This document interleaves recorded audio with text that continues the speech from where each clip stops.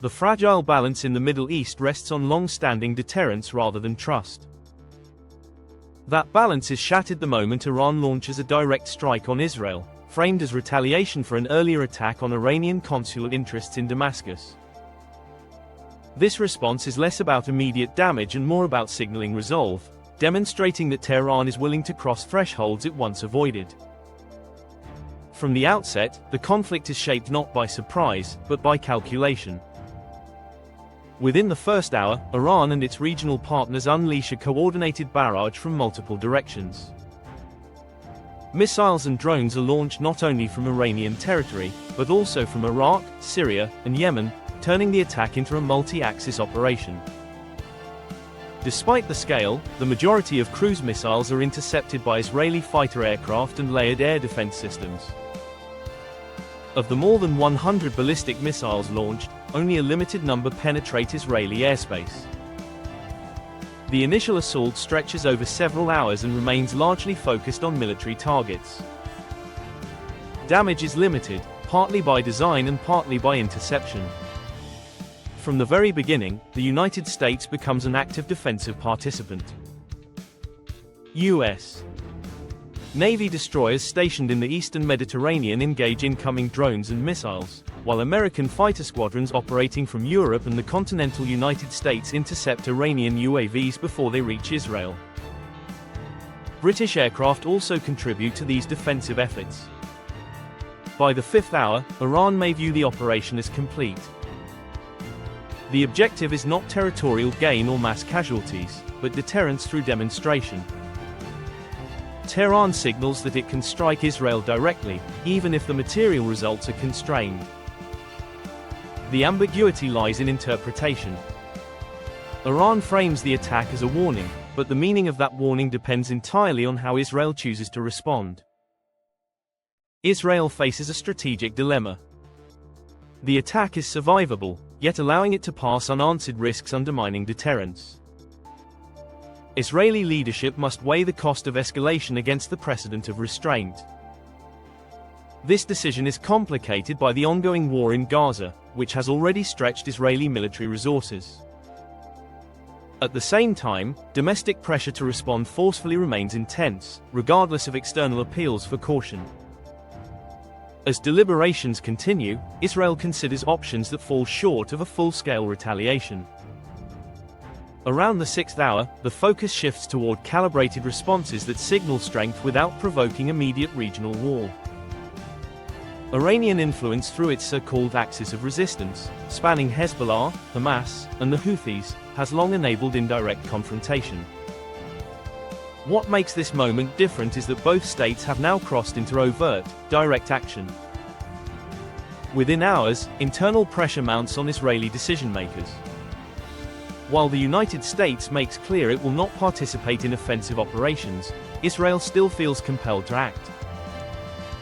The chosen response prioritizes symbolism and precision over spectacle. Rather than risking aircraft deep inside Iranian airspace, Israel targets Iranian air defense infrastructure from afar. Around the seventh hour, Israeli forces strike advanced air defense systems linked to strategic facilities in central Iran, including systems responsible for protecting sensitive nuclear sites. The operation relies on drones to confuse radar coverage, followed by missile launches from outside Iranian airspace. The intent is not to escalate immediately, but to demonstrate vulnerability. By hour 10, the conflict reaches a critical juncture. Israel's limited response may be interpreted as restraint, or as preparation. Iran must decide whether the exchange ends here or whether Israel's action signals the beginning of a broader campaign. At this point, uncertainty becomes the most dangerous factor, as both sides reassess intentions while preparing for the possibility that escalation is no longer avoidable. By the 12th hour, restraint begins to erode. Iran and its regional allies launch a second wave, larger and more aggressive than the first. Hundreds of additional drones and ballistic missiles are fired, expanding what was already one of the largest coordinated missile barrages in modern military history. This time, the scale alone increases the risk of miscalculation, even if interception rates remain high. Once the aerial phase subsides, the conflict threatens to widen geographically. Iran may instruct proxy forces to intensify pressure along Israel's borders, particularly through Hezbollah positions in southern Lebanon and Syria. While Iran holds a numerical advantage in manpower, with over 1 million active and reserve personnel, geography limits its ability to translate that advantage into direct ground operations against Israel. Israel's own forces remain heavily committed. Roughly 750,000 active and reserve troops are split between operations in Gaza and defensive deployments in the north. While Israel fields a stronger armored corps, including more than 2,000 tanks, the physical distance between the two states, nearly 1,000 kilometers, makes conventional interstate ground war improbable. Any Iranian attempt to move forces through Iraq or Syria would almost certainly trigger immediate US intervention. Hezbollah, however, represents a different challenge. The group possesses vast stockpiles of rockets, drones, anti-tank weapons, and armored vehicles, and has already engaged Israeli forces in intermittent cross-border exchanges. Unlike Iran, Hezbollah operates directly adjacent to Israeli territory, lowering the threshold for sustained ground confrontation. By the 17th hour, Hezbollah may escalate operations in northern Israel, focusing on the Galilee Panhandle. This narrow strip of territory has already been largely evacuated, reducing civilian presence but increasing military sensitivity. In this environment, Israel's advanced missile defense systems offer limited protection. Low-flying, line-of-sight weapons such as anti-tank missiles and rocket-propelled grenades reduce the effectiveness of systems designed to intercept high-arc projectiles. If Hezbollah were able to establish a foothold in this region, it would create a direct corridor for Iranian-aligned forces into northern Israel. However, the lack of significant territorial gains thus far suggests that such an outcome remains unlikely. The costs of urban ground combat, combined with Israel's air superiority, present major obstacles. Naval escalation remains secondary. Despite Iran's recent actions in the Strait of Hormuz and Gulf of Oman, including the seizure of commercial vessels, a direct naval confrontation with Israel appears limited. Iranian naval assets would more likely focus on escorting shipping and supporting proxy operations, particularly alongside Houthi forces in the Red Sea. By the 25th hour, attention shifts to strategic capabilities. Israel prepares the option of deploying long-range strike assets, including stealth aircraft and ballistic missiles. While Israel maintains a smaller missile inventory, its systems are highly advanced. Iran, by contrast, possesses the largest and most diverse ballistic missile arsenal in the Middle East, built through decades of foreign acquisition and domestic development. Iran's missile program stands out for one key reason: it developed long-range ballistic missiles without first possessing nuclear weapons. This capability complicates deterrence calculations, as both sides possess means to strike deep into each other's territory without crossing the nuclear threshold, at least initially. By the 26th hour, the conflict enters its most dangerous phase. Hezbollah fighters attempt limited cross-border incursions in the north while Iran continues launching successive waves of missiles and drones toward Israeli military infrastructure. At the same time, long-range ballistic missiles begin flying in both directions, crossing paths high above Jordan and Iraq as they head toward Tehran and Jerusalem. At this point, a conflict once defined by covert operations, assassinations, cyber attacks, sabotage, and proxy warfare, transforms into an open, multinational confrontation. At least two nuclear-capable states now find themselves directly engaged, even if nuclear weapons have not yet been used. While escalation to that level remains unlikely, it is no longer unthinkable.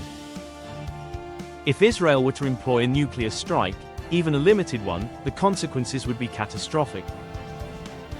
A single nuclear detonation over Tehran could kill hundreds of thousands instantly and devastate the region politically and diplomatically. Iran, as far as is publicly known, lacks a comparable nuclear response, despite repeated statements suggesting it could develop one if its survival were threatened. Such an imbalance would end the war militarily, but at a cost that would reshape global politics for decades. Long before nuclear weapons are considered, however, air superiority becomes decisive. Israeli fighter squadrons would move aggressively against Iranian air defense networks and missile launch sites. Flying advanced US-designed aircraft tailored to Israeli requirements, the Israeli Air Force would likely dominate the skies. Iran's Air Force, constrained by decades of sanctions, relies on aging aircraft and limited operational capacity. Iran compensates for this weakness with drones. Thousands of UAVs, including models already supplied to Russia, give Tehran a scalable and persistent strike capability. Israel, however, combines its own advanced drone fleet with one of the most sophisticated air defense architectures in the world.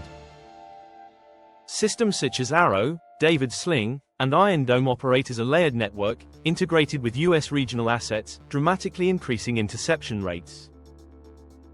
Even so, this defensive advantage does not eliminate risk. Sustained missile attacks strain interceptors, logistics, and decision-making. As the conflict stretches into its second day, Allied involvement intensifies. The United States, while reluctant to initiate a regional war, may conduct coordinated strikes against Iranian military assets to contain escalation and protect regional stability. Iran's options for external support remain limited. Syria lacks the capacity to assist meaningfully. Russia is constrained by its war in Ukraine. China remains cautious, prioritizing economic stability over confrontation. This leaves Iran increasingly reliant on its proxy network, the axis of resistance, to apply pressure indirectly. Yet these groups face their own constraints. Hezbollah remains wary of triggering another devastating war in Lebanon. The Houthis have suffered repeated losses at sea. Hamas is already engaged in a prolonged conflict. Coordination across such diverse actors is difficult, and the cumulative impact may fall short of strategic breakthrough. By the 48th hour, cyber warfare escalates sharply.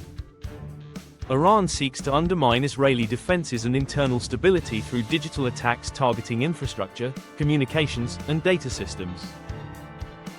Cyber operations offer Tehran a way to strike back while limiting direct military retaliation, a tactic used repeatedly in past confrontations. At this stage, restraint becomes the most critical variable. History offers a precedent. During the 1991 Gulf War, Israeli leaders resisted retaliation despite direct attacks, preserving a fragile coalition that ultimately achieved decisive victory. That choice hinged on discipline, external assurances, and long-term strategic thinking. Israel's defense doctrine has long emphasized preemption, but recent actions suggest caution. Strikes on Iranian air defenses demonstrated capability without provoking all-out war. Israel has shown it can reach sensitive targets while still leaving room for de-escalation. For now, both sides appear to have stepped back from the brink. Yet the region is undeniably more volatile. Red lines have been crossed, assumptions shattered, and deterrence recalibrated. Whether this confrontation fades back into proxy conflict or ignites something far larger will depend less on military strength than on political restraint. In the end, no clear victor emerges from such a war. Escalation feeds on perception, miscalculation, and pride. And once unleashed, even the strongest states may find themselves unable to control the forces they set in motion.